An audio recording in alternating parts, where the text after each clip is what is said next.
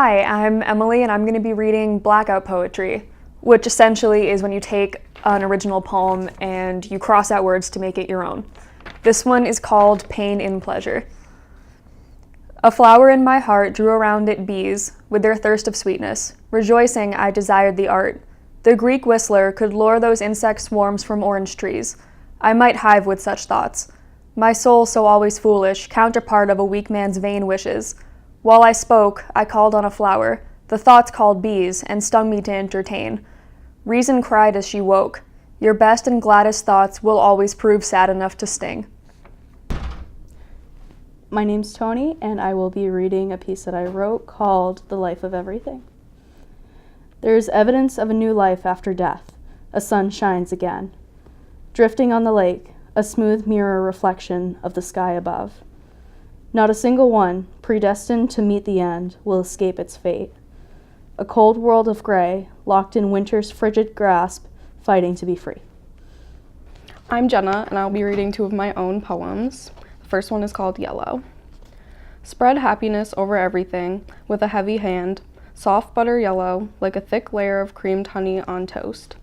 Van Gogh ate yellow paint in hopes of happiness. It complements blue. I want to paint sunflowers on your palms to balance out your blue, so when you lift your arms to hold your face in your hands, you see them and are reminded you are growing, and that's okay. Like the flowers, you just need a little blue water and golden sunshine, a mix. Maybe a fresh layer of soil for your roots to really dig in, but I can always shovel more around you with a worn spade in hand. This one's called St. Patrick's Cemetery. When I was young, I was afraid of cemeteries. In the car, hold your breath, don't look back. A little demon will follow you home. In the car, when I pass a cemetery, I picture my heart like a lighthouse, emanating light to the gravestones, giving attention to the sites that aren't visited. The cracked, compact, concrete angel. Some of the best people I've ever known live in cemeteries. I'm Jess, and this is a poem called Palms of Winners. They said to always show and never tell, so I built myself a house of cards with all the suits facing out. Where the unsightliness like my flesh like an archive like a transcript like confession, offering myself up for sacrifice, and no, I am no martyr, nor the sucker pressing money straight into the palms of winners. They said to always show and never tell, so I built myself a poem with all the words facing in. Or the subterfuge like a prodigy like a birthright like inheritance like confession. I said I wasn't a martyr, but what else would you call this mangled body? I said I wasn't pressing money into the palms of winners, but maybe I'm not so sure. This is Settle. Jump. I walk to the ledge and peer over, spot two squirrels chasing each other through the branches of a tree, barely visible in the near dark until they disappear. The whole forest silent, but it feels so full of life. Life, quiet life, the kind burrowed into holes and hibernating. I unzip my heavy coat, lay it at the cliff edge, and perch myself there, on the precipice of something I don't want to name. Lying back, I put my left ear to the ground and listen to the breathing of their bodies, pretending that I can hear them.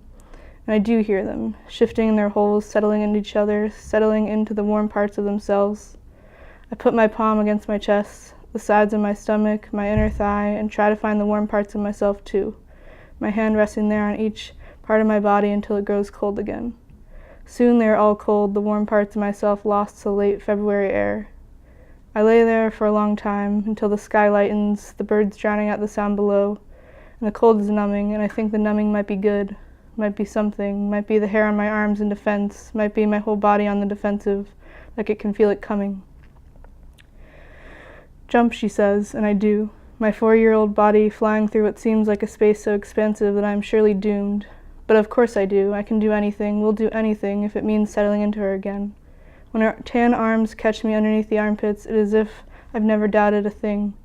Of course I could do it. Of course she would always catch me. She narrates my bravery, exaggerates the splash, shocking me with the noise, the impact, and the extraordinary feat of our bodies combined. She tells me how brave I am, and I bask in the sun, in her kisses, and the delight of admiration. James runs to the end of the dock and does a cannonball, splashing us, breaking us out of our bubble. But we laugh, big and warm, and we are happy here. I know this. Jump, he says. I look over at Mom, unloading the groceries from the car, hesitant. Come on, Elle, quick, before she sees you. James's voice, awkward and changing with the rest of him, but he's still my brother, 5 years older. Still my friend, this time a friend who wants to get us in trouble. He taps the toe of his sneaker on the surface of the puddle and trying to entice me. But James, I whisper, Mom will get mad if I get my shoes wet. I can't do that. Then take off your shoes, silly. We look at each other, my smile growing until we mirror each other and look over just as Mom lets the screen door close behind her, carrying the last bags from the car. James holds me steady as I take off my new yellow shoes, and before he knows it, I run straight through the puddle, turn around and stomp. He tells me to jump, and I do, again and again, while he laughs, pulling out his camera and catching it all forever. He tells me to jump, and I don't stop until Mom finally comes back out for us. I glimpse her smile as she sees us together, and for a moment I almost think she's about to join us until it collapses again into the familiarity of frustration. And surely this moment is the one that I will see in my head right before every lie I will tell for James in the future. Jump, jump, jump. The little kids chant, daring me to give them what they are too afraid to have for themselves. My long blonde hair keeps getting in my eyes until it finally tangles in the chains, creaking at first, but the momentum has made them go silent now, except for the whoosh of my body, a pendulum, hypnotizing all of them. Gathered around the swing set like an altar, staring in amazement, waiting for my sacrifice. I don't know how to tell them that I don't want to jump. I've never wanted to jump. And yes, I spent hours on the swing, pumping myself into oblivion, but they think it's for them. They think it's for the jump. I don't know how to tell them that they're distracting me, that their bodies inching closer, probably messing up the physics. I want to tell them that I'm reaching for the center, and that I'm waiting for this force to carry me somewhere else. They tell me to jump, but all I want is to be wound around the metal bar so fast that I'm somewhere else, sometime else, transported. If he told you to jump off a bridge, would you do it? Yeah, Mom, totally. Mom asks me this all the time, but this time it does not roll off her tongue with sarcasm. This time she is weary. This time she is 60 hours of work, no day off, greasy-haired exasperation. This time it is a month of grounding, both of us. I say it as if I'm joking. I don't mention that sometimes I think maybe I really would. I think about this and head upstairs, knock on James's door until he lets me in. We don't talk about Mom. Instead, we talk about how cool the footage we got is, about how we are going to fit it into our movie. We edit it and make plans for the scenes we can shoot inside the house, or the ones we think we can do when we know Mom will be at work. James goes on about the scene he wants to shoot by the river, and I don't hear him hardly at all. Looking around his room, suddenly it all seems older now. Somehow, the dark blue walls almost faded, dull. The paint he's chipped off the windowsill by his bed. The piles of magazines and books are all tucked away now after Mom made us clean the whole house a week ago. It feels bare, foreign for a minute. Hey, Elle. Huh? What do you think about this shot? Jump, I say, smiling, lifting my black piece of plastic into the air and destroying James's last red piece. Vindicated. Jump. It's simple. Just your body converting oxygen into energy. Adenosine, triphosphate, the individual cells in your legs latching and letting go of each other. Smooth, really. Simple, really. And I know this. I can picture the diagram from biology in my head, here on this ledge, this edge of dirt and rock. This rock going through its own movements, 1/1000th of an inch a minute maybe, shifting towards everything, towards nothing. Always shifting, everything, every goddamn thing is always getting closer, getting farther, and it makes sense, of course. This makes sense, of course. Me on this mountain, in this forest, on this day, and James is not here, will never be here, will always be in his own burrow, trying to find the warm parts of himself and never finding them. And I will always be trying to propel myself backwards in resistance. Will always be crouching with my ear to the ground, listening for the shift of his limbs, hoping for the echo of a body in motion. My brother blooming back to life just for me. Just jump, James, come on. I yell up to him, the camera heavy in my hand. We've gone over this 1,000,000 times already. Yeah, Elle, why don't you come up here and try it then? James, we need this shot. You know it, I know it. The movie won't be complete without it. I know. Okay, he says to himself, shaking his arms out.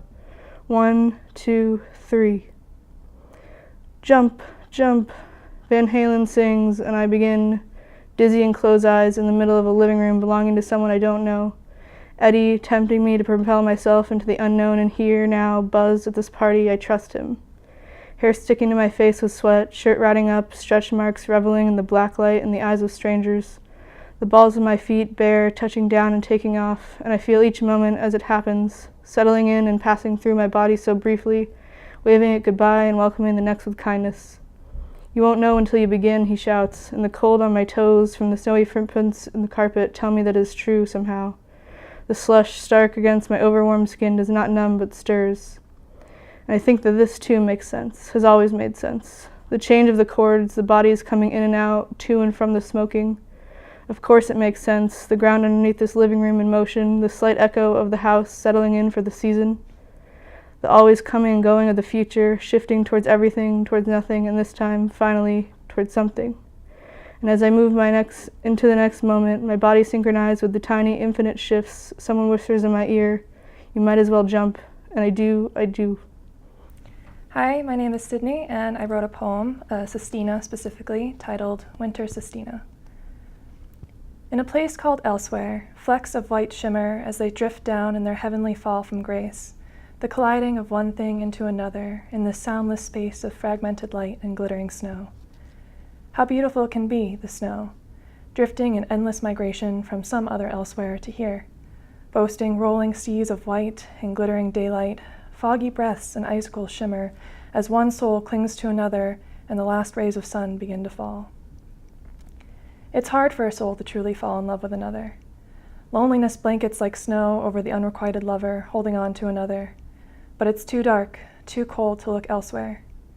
When bleary, bloodshot eyes shimmer, thrashing winds and endless, relentless waves of white drown out the beacon of light. Any flecks of light which gently fall that deep into frozen waves will only shimmer for one fantastic moment, then disappear. Flashing white as snow, life plays back on a frosted, cracked tape. Elsewhere, a man cries, tears crystallize, the other lover goes to seek another. But that lover never finds the other, and another day has died. The soft blue sky and its light, being forced elsewhere, has its cascading luminescence fall into the ravenous talons of shadows, now smoothing over the massacre, cloaking all in a soft shimmer. What one would give to see eyes shimmer, misted by the euthanization of yet another hope lost, buried so deep in the snow that, come spring, the sunlight only reveals bleak, muddied water. It will fall into a stream, the remnants of that last hope carried elsewhere. Now, shaking hands try to light another damp but thawed match and look for a shimmer in the snow, which will always fall somewhere within the endless sea of elsewhere. My name is Paige, and I'm going to read a poem, You Can't Pour from an Empty Cup. Maybe there's something inherently wrong with what you're doing. I can't help but feel accountable for the path you walk. Because I gave you myself, I opened up my ribcage and gave a piece of it to the crows to make room for your pain. You took that space and rummaged around as if searching for something misplaced in the dusty attic of my bones. You finally found your place inside my sternum, lasting to my diaphragm, settling, taking my breath away. But it was okay, 'cause I built that for you. And slowly, over time, I felt the weight of you at the expense of me. I felt your rummaging, poking, prodding in my spaces, and suddenly there you were in spaces I didn't invite you, and my body was no longer my own. Then you left, and the spaces I created for you regrew the dust, ribcage incomplete, diaphragm healing, spaces settling. I suddenly didn't know what to do with all the emptiness I made for you and forced you out of.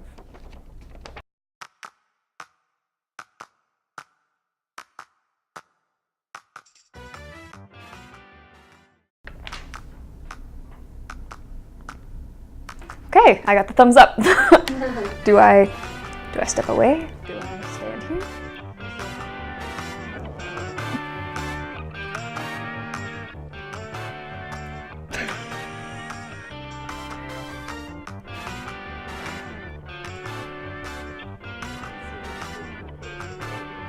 But this is the white spot, isn't it? I gotta read another one, I guess. Should I read the long one? Can she hear me? Okay. Wait. Oh, I'm... Ah! I want to get off this stage. Yep. Okay. Cool. Well, there's the cat hair. That's good.